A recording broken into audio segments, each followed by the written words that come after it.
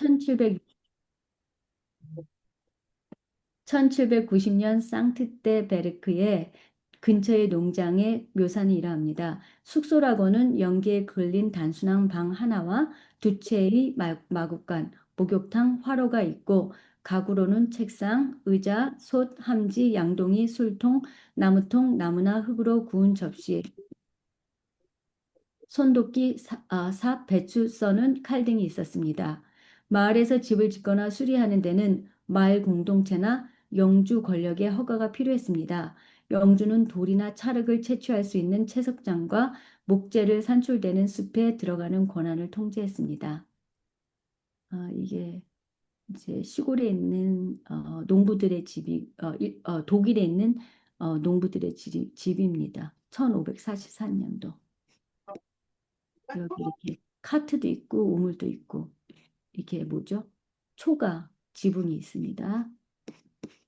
그리고 이거는 어, 벌건디에 있는 집터인데 이게 두 채의 터라고 합니다. 1400년도에서 1420년 사이에 있는 그런 마을입니다. 도시의, 도시의 집과 숙소. 18세기 이전에는 도시의 가난한 사람들은 가구가 아예 없거나 거의 없었고 18세기에 들어서야 일용품들이 퍼지기 시작했습니다. 16세기에 파리인들이 아파트의 설계는 이러합니다. 이거는 이제 우리 책에 거의 하나 있는 그런 그림입니다. 1번의 것은 안채가 두 채 있고 회랑이 있는 숙박업자의 징일레 의뢰집이고요. 이거는 안채가 두 채인 사를레 법정 대소인인 니콜라 브레이의 집이고요. 여기는 안채가 한 채인 약방 주인 조르주 데클로의 집입니다. 도시화된 시골. 시골의 변화는 도시의 부자들의 사치의 결과일 경우가 많이 있습니다. 그들에게 토지가 귀족 자기를 부여하고 확실한 수입과 영주 저택에 쾌적한 이유로 17세기 이후로 귀족과 부르조아들은 거의 광적으로 도시 주변을 잠식해 들어갔습니다.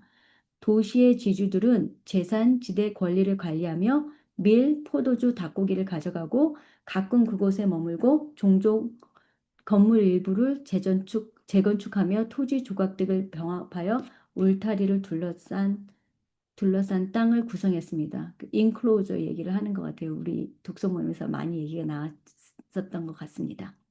이게 메르시 동네의 모습이고요.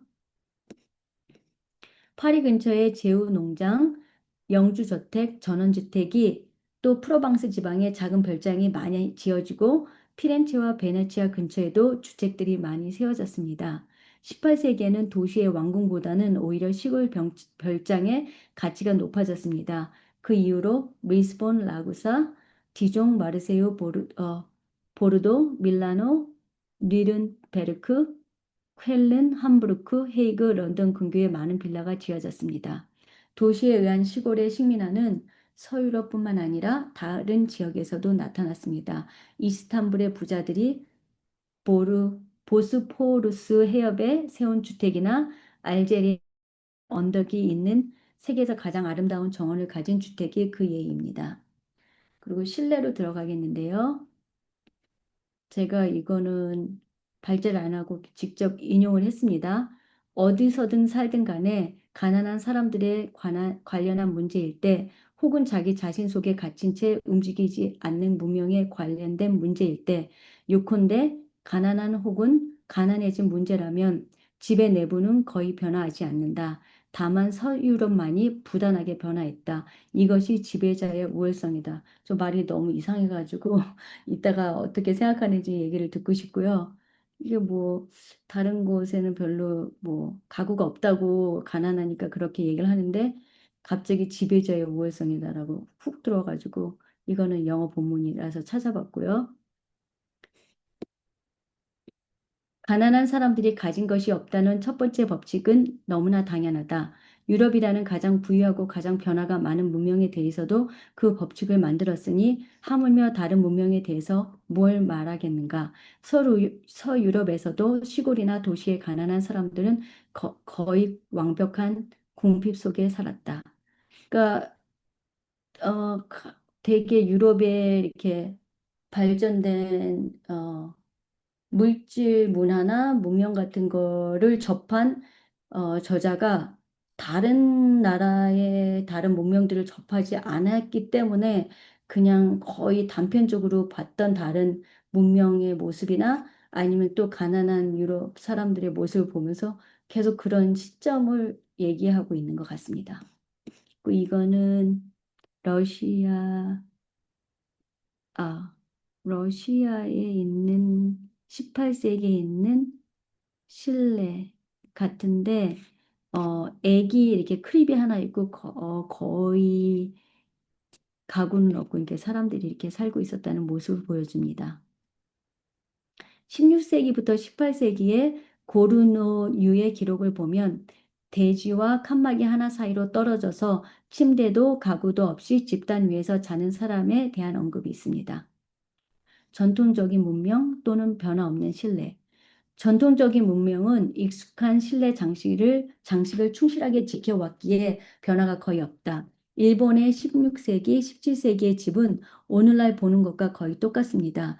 중국을 제외하고는 비유럽 문명의 가구는 초라합니다. 인도, 이슬람 지역, 아프리카는 책상도 의자도 없었습니다. 페레스의 기록에 보면 우리 기독교인들은 높이 앉지 짐승처럼 땅바닥에 앉지 않는다라고 적었습니다. 그러나 비유럽인은 주거와 가구 문제에 독창적인 훨씬 비용이 덜 드는 해결책을 가지고 있었습니다. 이렇게 좌, 아, 좌식, 좌식을 하는 그런 하면서 공간에 대해서 활용이 더 커졌는데요. 그들의 우수한 유산들은 이슬람의 공중 목욕탕, 일본인의 우아하고 집안의 정결함, 그리고 공간 정리 정돈의 독창성 등이 있다. 하지만 큰 단점으로는 난방 시설이 없었습니다. 근데 우리는 난방 시설 되게 좋은 게 있었는데 여기서는 모르고 있는 것 같아요. 이슬람 지역과 튀르키예 벽문난로마저 없어서 단지 화로를 쓰기도 했다. 그리고 이렇게 전통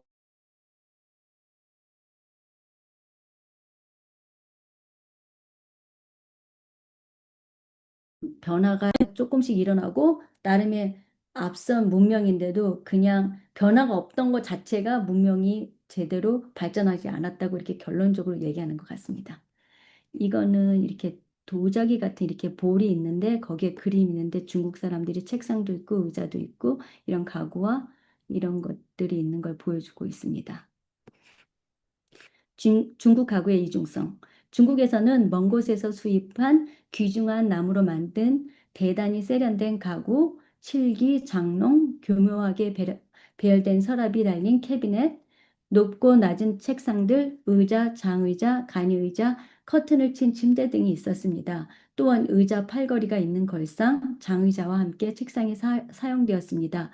의자는 2, 3세기에 도입되었는데 중국은 낮은 가구와 높은 가구 형태를 받아들이는 독창적인 생활 양식을 보여줍니다. 그러니까 좌식, 입식을 다 했다는 얘기고요.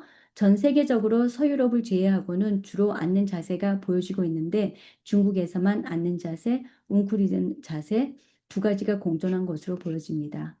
이것도 이렇게 웅크리고 있는 자세를 보여주고요. 페르시안의 그림이고 이거는 이제 서양의 의자에 앉아 있는 모습, 그리고 힌두, 여성들 인디아에 이렇게 무릎을 꿇고 앉아 있는 모습이 있고, 이렇게 책상 다리나 아니면 그냥 바닥에 앉았는데 무릎을 꿇지 않는 모습이 있고요. 여기서도 앉아서 있는 여성들의 모습이 보이고요. 쿠션이 앉아 있습니다. 그리고 블랙 아프리카. 왜 자꾸 블랙 아프리카라고 하고 저도 그냥 쓰긴 했는데 그냥 아프리카라고 써도 됐을 것 같은데 숙소는 갈대로 덮은 오두막으로 흙으로 된 그릇과 바구니만 빼면 가구도 없고 창문도 없으며 모기를 쫓기 위해 집의 연기를 가득 채우고 있었습니다. 단편적으로 그냥 본고를 쓴 것 같고요. 서유럽과 다양한 가구.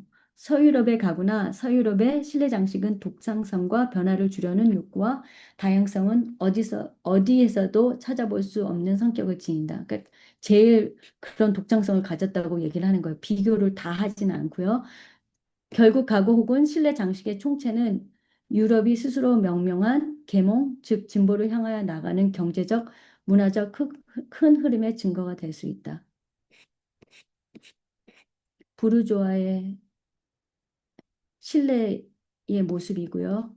이 주전자가 이렇게 있고 방 또 이렇게 가구들이 있습니다. 15세기. 그리고 벽난로. 12세기 전까지는 둥그런 화로를 방 가운데에 놓고 요리를 하는데 쓰였는데 그 이후에 집에서 가장 중심이 되는 방에 벽난로가 만들어지고 조리용만이 아니라 난방의 도구로도 쓰여지기 시작했습니다. 17세기까지 벽난로는 금방만이 따뜻하게 데울 뿐 난방용으로 그리 효율적이지 못했습니다. 1720년에 굴뚝청소부와 난로 수성공의 도움으로 통풍의 비밀을 발견한 굴뚝학 이런 게 있었습니다. 굴뚝학이 발달하여 사람들은 처음으로 겨울에 온기를 느끼며 살게 되었습니다. 여기 이렇게 화로가 있고 아기를 낳는 그런 상황인 것 같아요. Birds of Saint Eloi.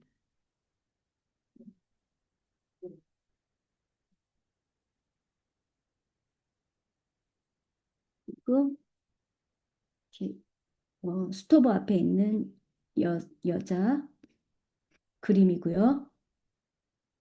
화덕과 난로. 독일에는 주로 부엌에 벽난로가 있었고 난로는 헝가리, 폴란드, 러시아, 시베리아로 전파되었습니다. 18세기 전까지도 파리의 가난한 사람들은 석탄을 쓰는 화로를 사용했으며 가스 중독 사고도 많이 발생했습니다. 그 이후로 프랑스에는 벽난로 사용이 많아지게 되었습니다. 이렇게 이제 화덕이 이렇게 높은 곳에 있어서 앉지 않고 이렇게 음식을 하는 모습이고요. 가구 수공업자 그리고 구매자의 허용.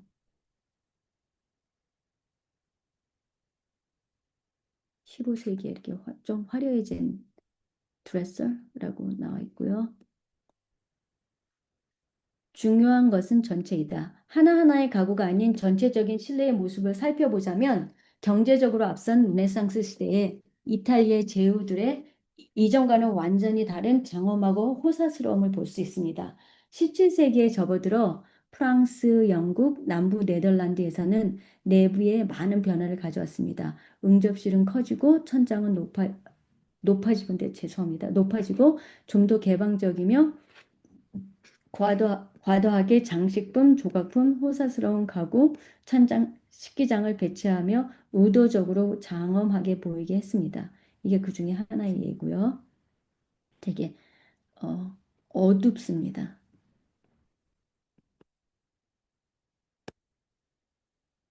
여기도 장엄하게 보이려고 하는 천장이 높아지고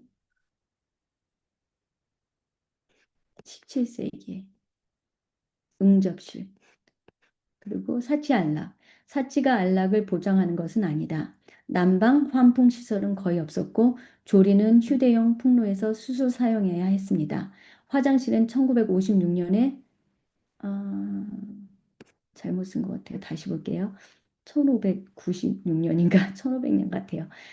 발명되었지만 악취를 없애기 위해서 환풍통이 개량되었습니다. 1788년 파리에서는 오물통 수거가 문제가 되었습니다. 요강의 오물을 창밖으로 버렸고 거리는 시궁창이 되었습니다. 너무 상상이 안 가는 얘기 같아요. 어떻게 이런 일이 그래서 힐이 막 발전했다고 그런 얘기가 있었던 것 같아요. 19세기 가스등이 나올 때까지 양초, 큰 촛불, 기름 램프 등을 조명으로 사용했다. 밀랍, 지박, 올리브 기름에 의존하다가 18세기부터 고래 기름을 사용하게 되었습니다. 그러니까 고래 기름 얘기 나오면서 모비딕 책 얘기가 나오더라고요. 고래 사냥. 의상과 유행. 이렇게 의복의 역사는 의복 자체보다는 그것의 원료, 제조 과정, 원가, 문화적 고착성, 유행, 사회 계층 등의 모든 문제와 관련이 있습니다. 귀족들은 신흥 졸부들이 자신들을 모방하는 것을 보고 분노하며 사치금지법을 내렸으나 사회적으로 상승했을 그 지위를 드러낼 수 있는 의복을 입고 싶어하는 욕구는 없었습니다. 이거는 이제 중국의 어, 좀 높은 벼슬을 한 사람이 그 신분을 나타내는 그런 의복을 입은 것입니다. 음. 의복이 그리 쉽게 변하지 않고 오랫동안 똑같았는데 관리들도 집에서는 수수한 옷을 입었고 공무 중일 때 사회적인 인증처럼 화려한 옷을 입었습니다. 중국, 일본, 이집트, 인도에서도 사회 질서 전반에 영향이 미칠 정도의 거대한 정치적 충격이 있을 때 옷에 변화가 생기게 되었습니다. 만일 가난한 사람들이 없다면 어, 가난한 사람들은 유행을 따라가거나 하는 일은 거의 없고 거친 옷은 일상 작업복으로 아름다운 옷은 축제용으로 입었습니다. 중국에서는 유행에 의해 의복 형태가 변하는 것은 거의 없었습니다. 페루에서는 판초, 인도에서는 도티, 일본 사람들은 기모노 이렇게 수세기 동안 같은 옷을 입었습니다. 프랑스의 시골 사람들은 14세기 시대의 전쟁 그림에 나오는 남녀노인들의 옷은 거의 18세기 옷과 다르지 않았다고 장 바티스트의 기록에 남아 있습니다. 그러나 부르주아의 의상은 피터르의 그림과 얀 브리헐의 그림을 비교해 볼 때 반세기 동안 큰 변화를 볼 수 있습니다. 단순한 둥근 구름 카라가 진짜 주름으로 바꾸어 있습니다. 농민의 의상은 이따가 이제 그림이 나올 거예요. 농민의 의상은 13세기 경부터 네일을 사용하기 시작했습니다. 18세기에 사르데냐에서는 상중에는 1년 동안 같은 내복을 입는 희생의 모습으로 규정되었습니다. 14세기까지는 부자나 가난한 자나 벌거벗고 잔다는 것을 그 당시의 그림을 통해 보여주고 있습니다. 19세기에 옴, 기계충, 다른 피부병들은 불결함 때문에 퍼져 있었고 그 이유는 내복이 없었기 때문입니다. 농민들은 아마포나 투박한 모직물 옷을 입었습니다. 유럽과 유행의 광기. 부유한 유럽의 소수의 사람들에게 한정되었지만 논란이 될 만할 정도로 많은 변화를 갖게 되었습니다. 유행은 시세를 쫓아간다는 의미로 1700년 이전에는 존재하지 않았으나 12세기 초까지 로마 시대에 입었던 동일한 모습으로 남아 있었습니다. 여자들 경우에는 발까지 내려오고 남자들은 무릎까지 내려오는 투닉 같은 옷을 입었습니다. 1350년경에는 남자들이 옷을 급격하게 줄여 전통 수호자들의 눈에 큰 무리를 일으킬 정도였습니다. 여기 이렇게 갑자기 꽉 끼는 거의 레깅 같은 옷이 되었습니다. 바지는. 그래갖고 어,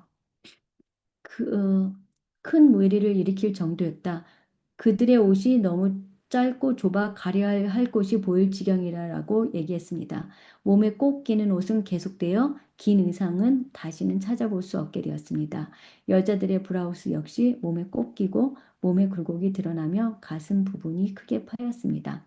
16세기에 스페인의 영향을 받아 유럽 사람들이 검은색 진물의 옷을 입는 것이 곧 카톨릭 왕의 정치적 우월성을 나타낸 것으로 보입니다. 그래서 갑자기 이제 또 어두운 그런 옷으로 바뀌었고요. 르네상스의 화려한 넓은 소매, 망사, 금과 은혜수, 금빛 수단, 세틴의 진홍색 벨벳 등의 이탈리아의 호사스러운 의상이 어두운 직물, 몸에 꼭 끼는 옷, 헐렁한 신발, 짧은 망토, 짧은 주름 장식이 달린 높은 카라 등 스테인식 절제된 의상이 유행했습니다. 17세기에는 밝은색 비단, 더 자유로운 모양의 프랑스 의상이 유행하기 시작했고 18세기에 이르러서는 프랑스 의상이 지배적이게 되었습니다. 그 이유 중 하나가 프랑스 마네킹 인형이 되게 품질이 좋았고 되게 선호도가 높았습니다. 이렇게 카라가 있는 옷을 입은 스페니스 스타일입니다. 되게 어둡고 꽉 끼고 카라가 있습니다. 그리고 이거는 어, 베네치에서 신었던 거기 이제 물이 범람하기도 하고 그러니까 그런 걸 피하기 위해서 이렇게 높은 힐을 신었고요. 유행은 변덕스러운 것인가? 유행의 메커니즘은 문화의 전달, 전파 방식, 법칙에 의해 생각보다 매우 느리며 또한 제약이 있습니다. 영국의 극작가 토마스 데커는 영국 민족이 다른 민족에게서 어떤 의상을 받아들였는지 이렇게 적었습니다. 양복 바지와 앞자락은 덴마크에서, 위도 카라와 가슴바지는 프랑스에서, 모자의 날개와 접는 소매는 이탈리아에서, 짧은 조끼는 네덜란드의 소매상인에서, 짧고 폭이 넓은 바지는 스페인에서, 장화는 폴란드에서 가져왔다고 했습니다. 유행의 의미는 무엇일까요? 유행은 사회, 경제, 문명의 도약, 가능성, 권리 주장, 삶의 즐거움의 증거라고 할 수 있을까? 유행을 보는 관점도 다릅니다. 일본에서는 천년 동안 일본 민족의 의상이 변하지 않았음을 자랑스러워했으며 네덜란드 상인에게 스페인 사람들이 변덕이 심해서 2년마다 다른 옷을 입는 것은 그들의 경박성이라고 탓을 했습니다. 유행의 다른 의미는 그거를 이제 일본 사람들이 그렇게 얘기를 했다는 얘기예요. 상인들한테. 스페인 사람들의 모습이. 유행의 다른 의미는 특권층 사람들이 어떤 비용이 들더라도 추종자들과 구분되기를 원해서 일종의 장애물로 설치하려는 욕구도 있다. 귀족들은 부르주아 옷이 귀족들의 옷과 같아지는 것을 볼 때마다 슬퍼한다고 하였습니다. 의복의 변화는 상인들이 의식적으로 이용하며 유행을 바꿔 나갔습니다. 그래서 큰 비즈니스가 되기도 하고요. 이렇게 다른 사람하고 구분되기 위해서 값이 엄청 비싸잖아요. 이렇게 명품 뭐 이런 것들. 그러니까 다른 사람하고 차별을 두기 위해서. 이거는 우리 사장의 책 앞에 있는 그림이고요. 더치스 오브 메들린. 되게 화려한 모습입니다. 이거는 턱, 턱스 이런 의복을 입었고 그리고 이제 직물에 대해서 얘기를 하자면 문화적 상품 중에 가장 소박한 수준의 직물은 새로운 지역으로 이전되고 이식됩니다. 생산 지역은 한정적이었기 때문입니다. 중국은 면이 부족했고 인도와 이슬람은 양털이 부족했으며 아프리카는 직물을 사기 위해 금과 노예를 팔았습니다. 저번에 말씀하신 삼강무용 얘기가 생각나. 중국에서는 양모가 널리 보급되고 비단, 면직, 쉬운 노동으로 얻을 수 있는 식물 섬유도 있었습니다. 비단은 아랍 세계의 중개로 지중해에 수세기에 걸쳐서 도착하였고 유스티나 우스 1세는 비잔틴의 누에벌레, 뽕나무, 고추에서 실 감는 법, 직물 짜는 법을 도입해서 비단을 이렇게 독, 독, 점했습니다. 직물 짜는 법을 도입한 비단의 황제였고 이로 인해 비잔틴 세계는 막대한 수익을 올리며 수세기 동안 비단을 지켰습니다. 그리고 19세기부터 오스트레일리아에서 모직 생산이 증가되었습니다. 새로운 땅을 파니까 거기서 양을 엄청 키우면서 모직이 생산되기 시작했습니다. 이 그림을 보면 잉글랜드에서 이렇게 울 트레이드 하는 이렇게 그 모습을 이렇게 보여주고 있습니다. 여기 양 그림. 넓은 의미의 유행과 장기 지속적인 변동. 유행은 단지 의상만이 아니라 사교, 동작, 말하는 법, 손님 접대하는 법, 편지를 봉인하는 법, 식사하는 법까지 포함합니다. 18세기의 만찬의 의미는 수공업자는 9시에, 시골 사람은 12시에, 파리 사람은 2시에, 사업자들은 2시 반에, 제후들은 3시에 시작하는 게 어, 디너의 습관이었고요. 또 저녁 식사는 소도시는 7시, 대도시는 8시, 파리에서는 9시, 궁중에서는 10시. 다 이유들이 있었을 것 같아요. 일찍 먹고 일찍 자는 사람들이었을 것 같고, 9시나 10시는 뭐 밤새도록 파티를 하고 늦게 일어나도 되는 사람들이었던 것 같기도 하고. 또 유행은 신체, 얼굴, 머리카락에 정성을 쏟는 것도 포함합니다. 지금도 마찬가지입니다. 그럼에도 불구하고 신체의 청결함은 너무 못 미치는 수준이었습니다. 농민들이나 높은 지위에 있는 사람들도 마찬가지입니다. 속옷을 갈아입어 청결함을 유지하는 습관은 18세기 후반에 들어가서의 일이고요. 대도시를 제하면 목욕탕이 거의 없었습니다. 16세기 이후에 매독과 전염병 때문에 목욕탕도 있던 것마저도 쇠퇴하기 시작했습니다. 루이 14세의 공정에는 병에 걸렸을 때만 치료의 목적으로 목욕탕을 사용하게 하였습니다. 화장법도 베르사유 궁전에서는 빨간색 루즈만 바르게 되었고, 너가 무슨 루즈를 바르는 거를 보면 나는 너가 누구인지를 알고 있다. 꼭 우리가 지금 what you eat, what you are 이런 것처럼 루즈색을 보면 너가 누군지 알 수 있다. 그렇게 루즈에 대한 아주 미세한 변화를 가지고 그렇게 분류를 한 것 같아요. 향수의 종류는 아주 많아서 제비꽃, 장미, 제스민, 수선화, 베르가모트, 백합, 분꽃, 은방울꽃의 정수를 뽑은 제품들이 있었습니다. 잘 씻지도 않고 악취가 많이 나니까 이런 걸로 냄새를 이렇게 덮으려고 그래서 향수들이 발전했다는 얘기가 있습니다. 가장 변화가 많은 것은 남자나 여자 할 것 없이 머리카락에 대한 유행이었습니다. 머리 모양뿐만 아니라 수염과 콧수염에 대해서도 어떤 것을 길게 하고 어떤 것을 짧게 하는 유행에 민감하게 되었습니다.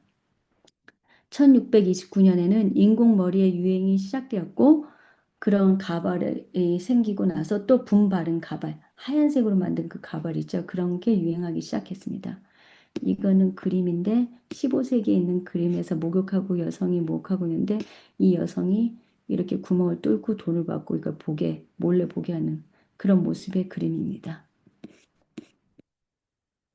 그리고 여기 이제 아까 그 카라가 나오는데 어떤 단순한 카라에서 이렇게 나이 드신 부모님 카라에서는 이렇게 단순한가 나중에 이제 넓고 내려온 거 이런 모습들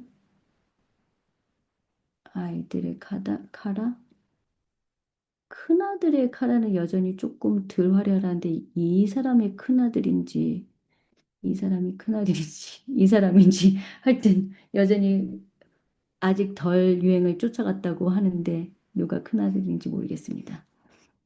그리고 결론은 무엇인가?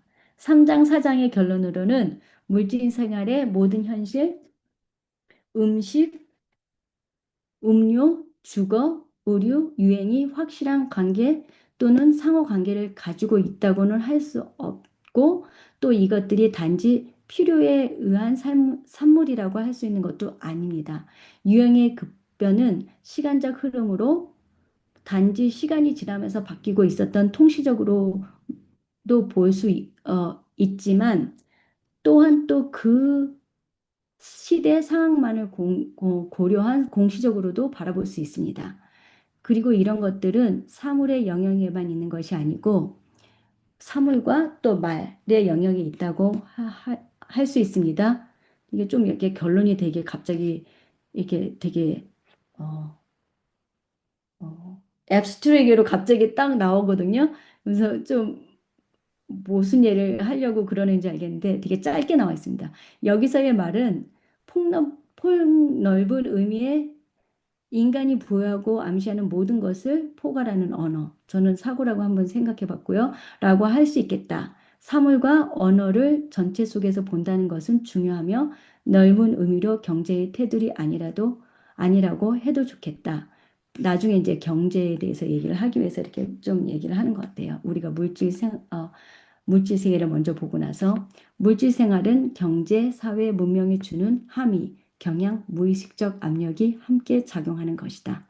여기서 이제 4장은 끝이 났고요. 제가 그림을 좀 넣었는데 그 18세기를 배경으로 한 그런 문학 작품이 갑자기 맞아, 맥센스가 되는 거예요. 이 챕터를 하면서 그리고 이게 지금 대야망, Great Expectation, 찰스 디킨스의 어, 배경은 1812년에서 1840년인데 이 주인공 두 명, 이 사람이 죄수라서 쫓겨가다가 얘를 만났는데 하여튼 줄거리는 아시는 분도 근데 이 사람이 이제 죄수가 돼서 오스트레일리아 갔는데 거기 가서 그 양 목장을 하면서 크게 성공을 하면서 얘한테 돈을 보내주고 그런데 양 목장에 가서 크게 돈을 벌었다는 거 18세기 19세기 죄인들이 그 오스트레일리아를 건너간 얘기가 나왔다는 게 좀 다시 생각이 나서 넣어봤고요. 또 아까 얘기했던 모비딕 고래 사냥 얘기가 있고요. 이것도 미드 19th century 예 배경이고요. 그다음에 이거는 또 사치 얘기하면서 우리 목골이라는 단편 소설 많이 우리 읽었었잖아요. 이 목골이 빌려서 잊어버려서 너무 평생을 빚을 져갖고 그걸 갖다 주고 일을 했더니 알고 봤더니 그 원주인이 얘기하기가 가짜였다고. 그 약간 지금 현실에 우리가 막 쫓아가지도 못하는데 막 명품 가지려고 하고 빚을 내서 명품 사는 그런 모습을 좀 생각하게 되는 그런 스토리였던 것 같습니다. 이걸로 발제를 마치겠습니다. 수고 많이 했습니다.